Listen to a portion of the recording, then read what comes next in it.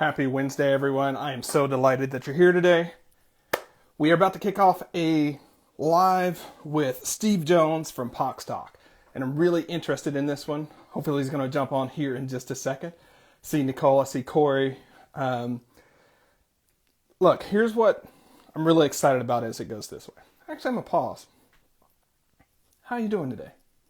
It's Wednesday, and Wednesday is an interesting day for so many of us in that, Wednesday morning, not quite to the end of the day, the week hasn't quite gotten away for you. And I just want to remind you in this moment that wherever you are, it's okay. And if you haven't done your weekly planning and figured out what matters most, now's a great time to do it. You got resources at productiveflourishing.com if you want to check that out. Really highly encourage you to do it. So if you're on it and you're firing, fantastic, good job. If you're not quite on the bus yet, that's okay too. The question becomes, what are you going to do in this moment to get yourself where you need to be? Alrighty, so with that, I'm going to wait for Steve to jump on and go on. What I'm curious about, to put in the comments below, is what are you most excited about this week? It could be work, that's all cool. It could also be life. What's going on in your life? What's going on at work that you're most excited about? All right, I see that Steve has jumped on. Steve, the idea guy. 1 second here.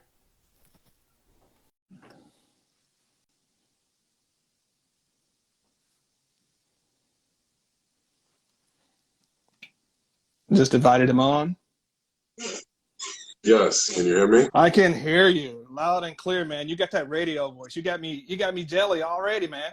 That's funny. Thank you, though. I'll take that as a compliment. It was intended to be. I appreciate it. Absolutely, my man. All righty. So everyone, if you're just joining us, this is Steve Jones from pocstock. Steve, thanks so much for making the time today to tell us a little bit what's going on, why you started pocstock, and so on. So before we jump right in, where in the world are you today? Oh, I'm at home. I'm in New Jersey. I'm a Jersey boy. You're a Jersey boy, and you're smiling about it, which means you're really a Jersey boy. Formerly a Brooklynite, born in Barbados, but right now I reside in Jersey with my wife and 5 kids. When did you leave Barbados? When I was 6. When I was 6 years old, we moved right from Barbados into Bed-Stuy, Brooklyn.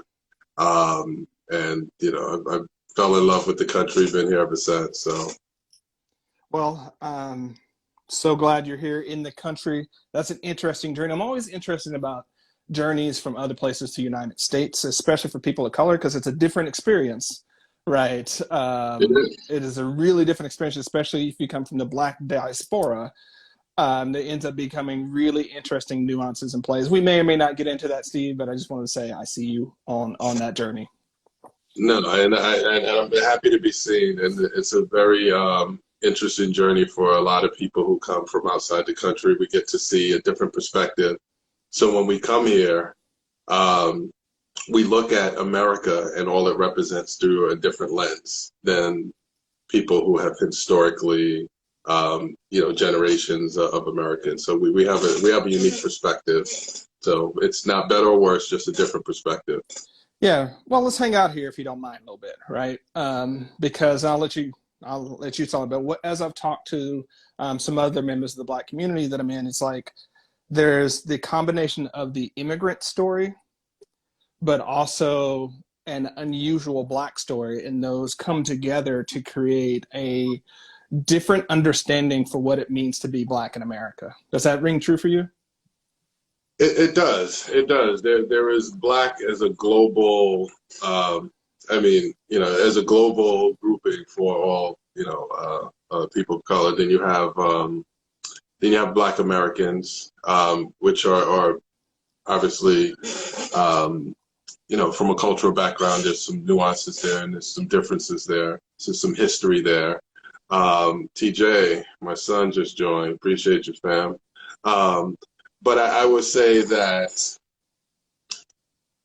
in terms of shared things that we share in common, we all originate from somewhere else. Unless you were indigenous to North America before it was settled, we're all immigrants, no matter what shade, skin tone, background you come from. Native Americans were here tens of thousands of years before, you know, before we stumbled upon it accidentally. So, you know, I think that all of us are trying to find a space where we all fit in, our cultures can be kept whole, and we can be seen and valued in this American melting pot that this experiment, 245-year experiment, you know, so this is really what it's about, you know, and you know, Black people from all over the world, you know, some of us come to America to find opportunity, to build family, to generate wealth, to live a better quality of life, because that's the American dream. And you know, we have different experiences based on how we process opportunities.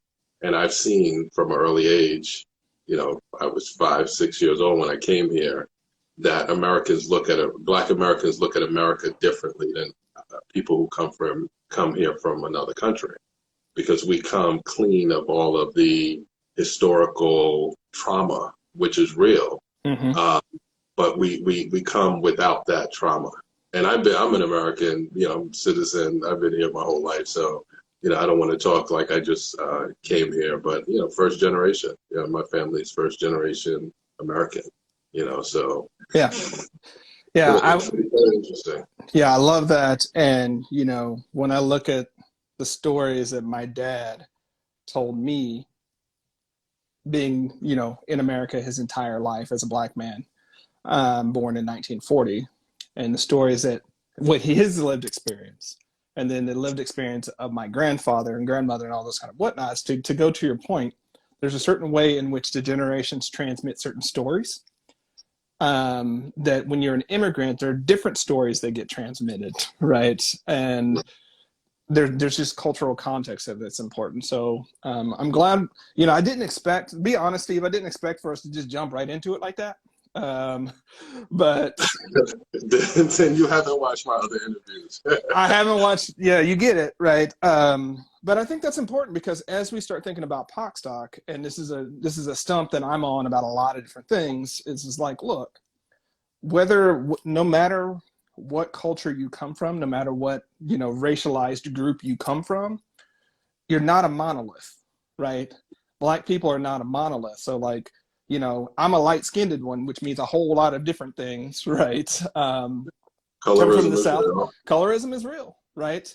So I navigate my Black experience differently than other people might, right? I have different privileges, but I also have different disadvantages in different ways, right?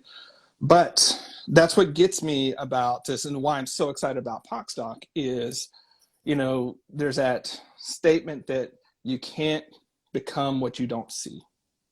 You can't become what you don't see. And so we need diverse images of Black BIPOC folks doing all sorts of things, so that the generations beneath us can see, like, wait a second, I don't have to be this one way. I could be this way. There's all sorts of ways I can be in this world, but they got to see that to start that journey for becoming that, you know?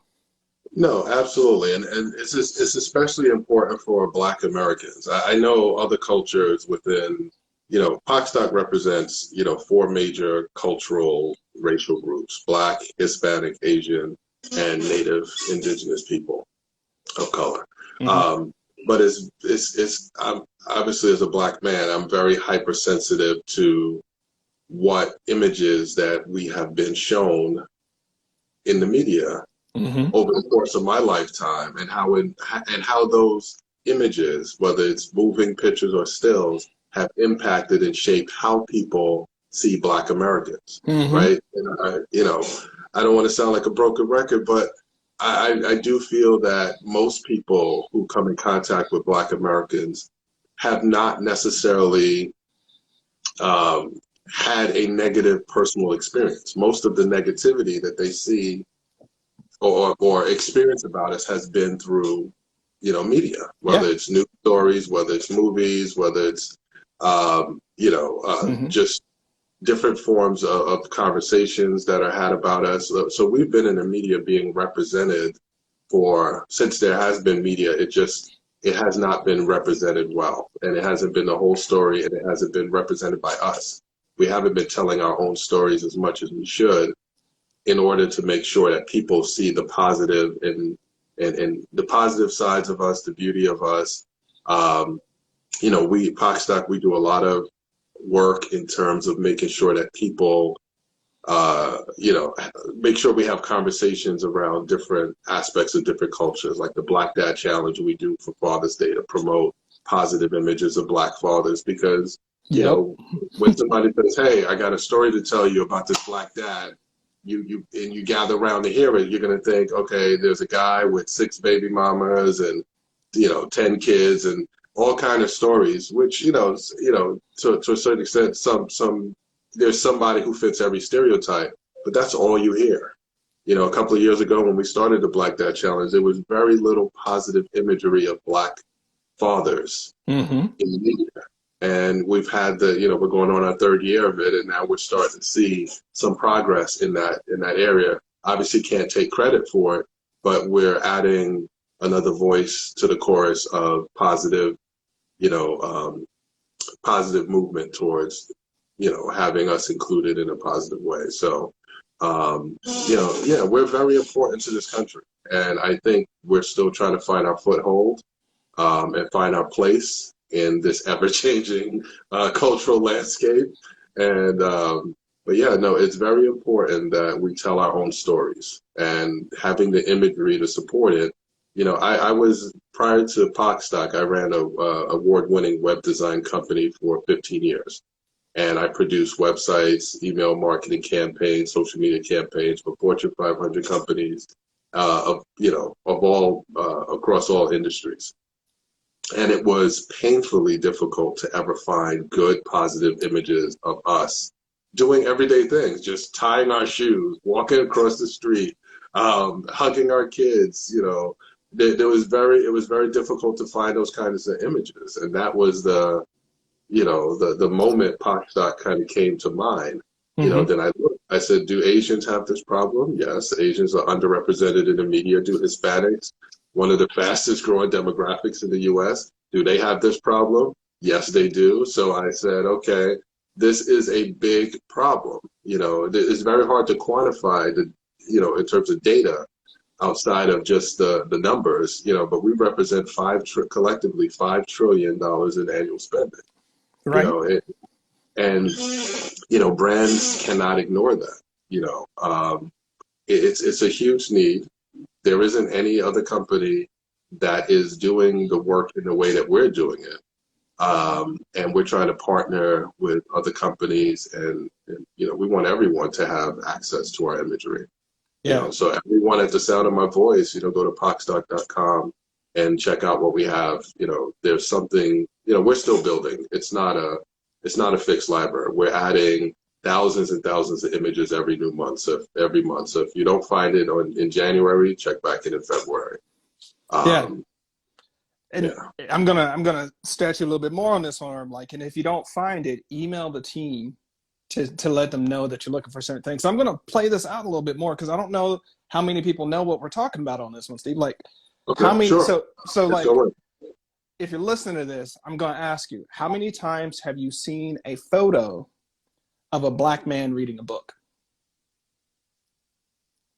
Right? How many times have you seen a photo of, say, an Asian, you know, woman gardening out front? Right? How many times have you seen a photo of someone from our broad Hispanic community walking a dog? Right. Right? Everyday things that people do, right? But if you're on that side, so Productive Flourishing as a media company, I'm like, I need pictures of people doing these things, right? But I can't find them, right? And so that's what that's what I think people don't understand, right? Is what we're talking about. Like, we do everyday things, right? And it doesn't just have to be, I'm on a rant here, so I'll get off of it in a second, Steve, but like, it doesn't have to be just, I love this. Yeah, it doesn't have to be just, you know, the rainbow coalition of folks in front of a whiteboard so you can do a business, you know, a business strategy sort of thing. You know what I'm talking about, Steve, right? Let's get all the peoples. Yeah, right? the same old performative imagery, false diversity. It doesn't look real. It doesn't look authentic. It's not how real life happens. Yeah. But yeah, no, I'm sorry. Go ahead. Continue, No, please. no. So that's what I was saying. When we get to that level of concreteness, especially for those of us who are creators, trying to represent our people, but trying to represent people in the broader, BIPOC community, it's like, nah, I just need someone reading a book or drinking coffee, or how many pictures have you seen of a Black family at a vineyard, right? Yeah. Just those types of things that are just everyday things that are important. They are important because if you think about it, when brands use imagery to sell their products, to deliver their messages, to communicate, there's usually some kind of imagery that goes along with it to kind of help tell that story. And I do get why brands do some of the overly false inclusive imagery, because these days you don't want to leave anyone out. If I saw a meme the other day that said, and a friend of mine who runs a company called Disrupt in Puerto Rico, he had a meme that said, if I say on social media that I like mangoes, immediately there are going to be people who say, well, you forgot bananas, apples, grapes, you're anti other fruits and vegetables. Like there is that kind of sentiment out there where people are concerned about not appearing inclusive. But we don't play those games at pocstock. So you may see an image of just a Black woman. You may see an image of just someone from the LGBTQIA community, and that's just what it is for that message. And the reason we can do it that way is because people know that we're really about the work. So if we don't get you in this image, we will get you in the next one. Right. So we don't have to have a rainbow coalition of every message out of fear of missing someone, because people know that we're really out here, in the trenches with our communities doing the work. Yeah. What I typically will get on companies about when they ask me about that sort of things, I'm like, the thing about it is, if that is your concern, what you have just told me is that you don't have enough frequency of diverse, inclusive images already. Because if you had enough already, people would get your stream and they'd see a whole bunch of people just doing things, right? But if you're aggregated to just have that one picture and you're trying to include everybody, what you're saying or what you're demonstrating in that is that just that there's a lot of signaling going on. That's exactly but signaling versus real, true implementation change, those are different things, right? No, absolutely. And if I think we learned a lot about that in the past couple of years post George Floyd, where companies attempted to do better, just quote unquote do better, whatever that looked like to them and their teams. And even as recently as this Black History Month, we saw Black History Month images going out with no Black people in them. It's like we were sitting inside and people were pinging us on social media like, this company clearly needs pocstock. And I'm like, well, I agree with you, but at the end of the day, I don't think inclusion is about excluding anyone. I think it's about making sure that people are seen, people are heard, and not everybody gets to speak at the same time. It's about giving people a platform and allowing them to share their stories, whatever that is. Let them show up as themselves and hear their stories, because in everyone's story, there's something to learn. Like, I'm a lifelong learner. I learn from people all the time. Children, people across industries that I have found really no interest in, but there's something interesting in why someone's passionate about it. And I listen. I'm like, okay, now I understand. So it's always something to learn if you take the time to allow people to show up and be themselves. So, Steve, I'm going to ask a question, and I'm curious about it. I'm also a little afraid of the answer, because I'm afraid the answer is going to be, So you get how important it is for us to have these pictures. I get that. A lot of people watching this might get that, right? And building a company like pocstock takes investors. It takes things like that. What challenges have you faced in getting investors and bringing them on that you at least want to share with the community? Yeah, no, We've had a successful Series seed round. We raised 750,000 in our first round. Congrats. Yeah, We, congrats. we came close to 1 million, but we had an institutional investor that could not meet the deadline. Mm. So they pulled out. They were coming in at $250,000, and they had to pull out last minute. So we may revisit that in a subsequent round. But early on, I think the way that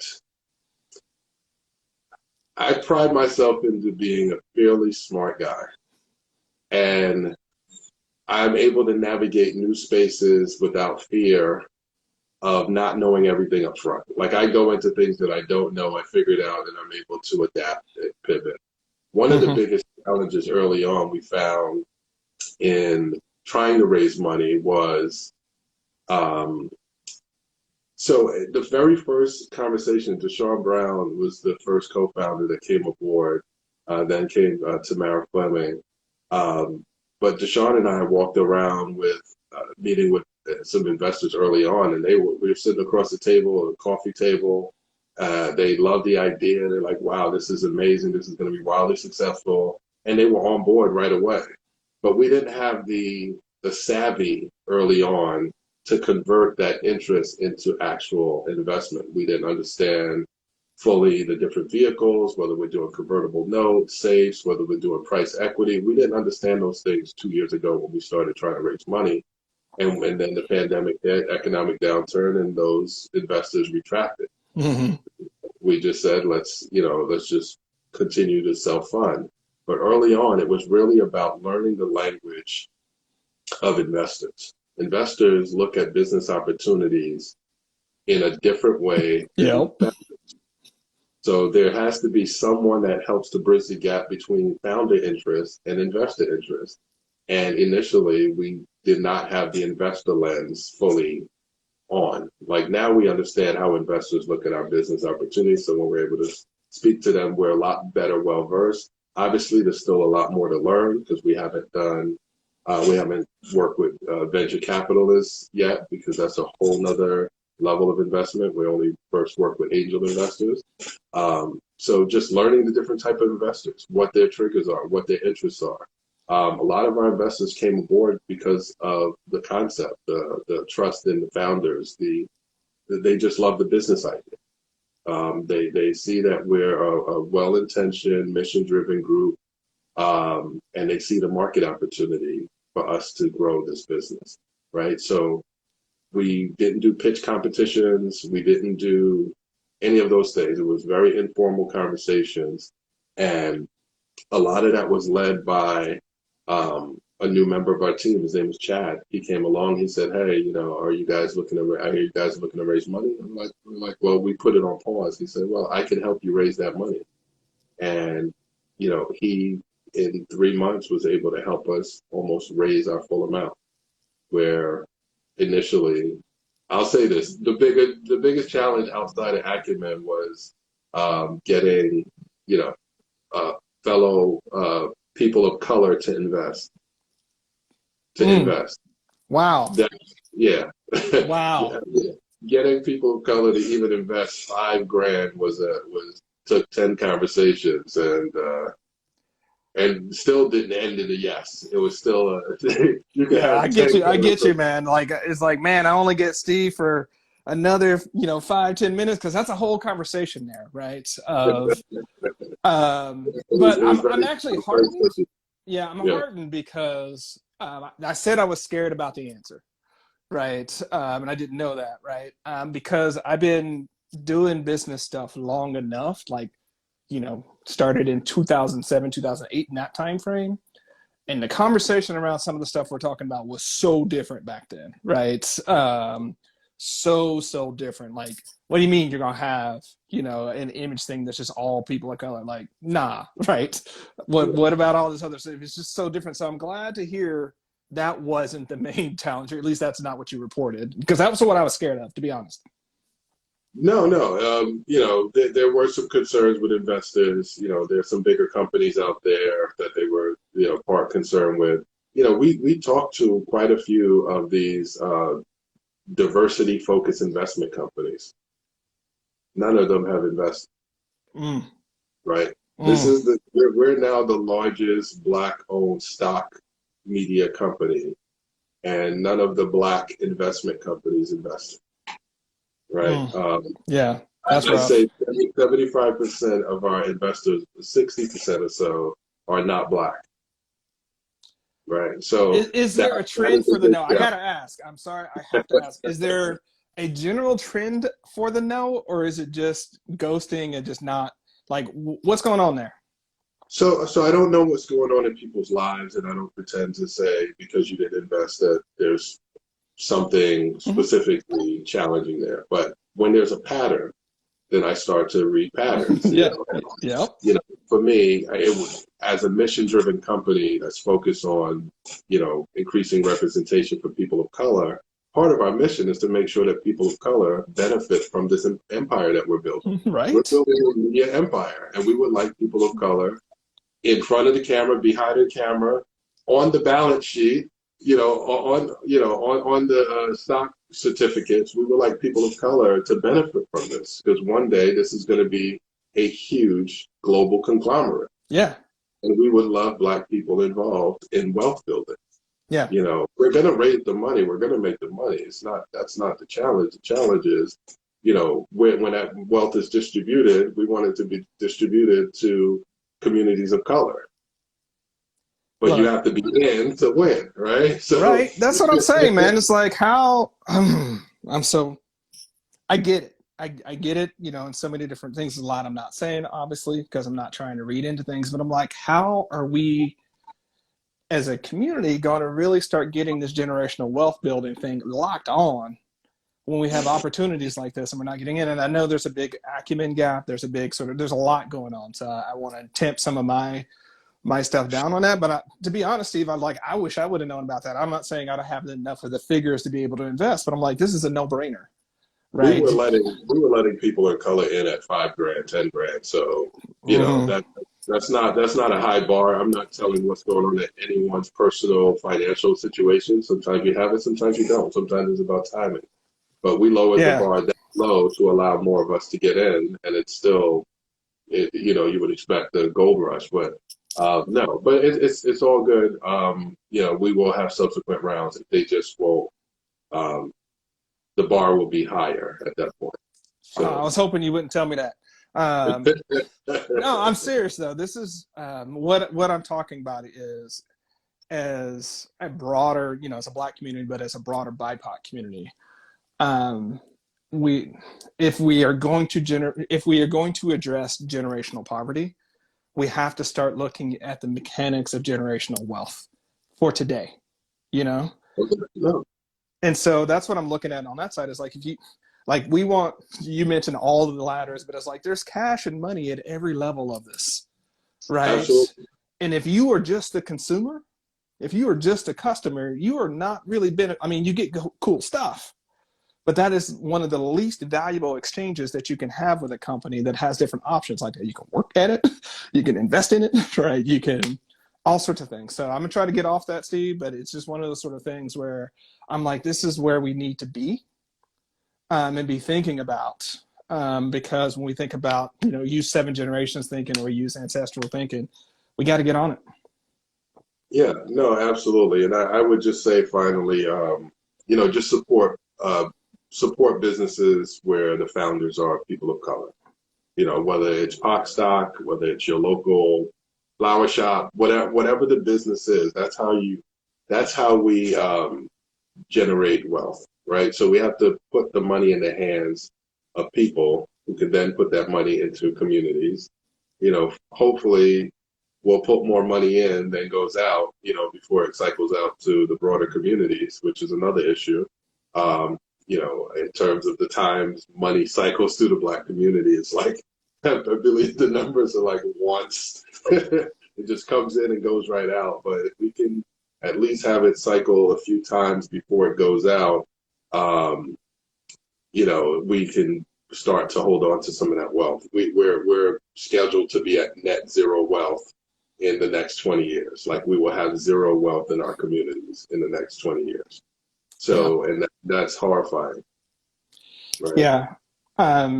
So if you're listening to this version as part of the podcast, we'll link up. I think we can get away with linking up Killer Mike's episode. Killer Mike has a whole video just on this concept of money cycling through the community and the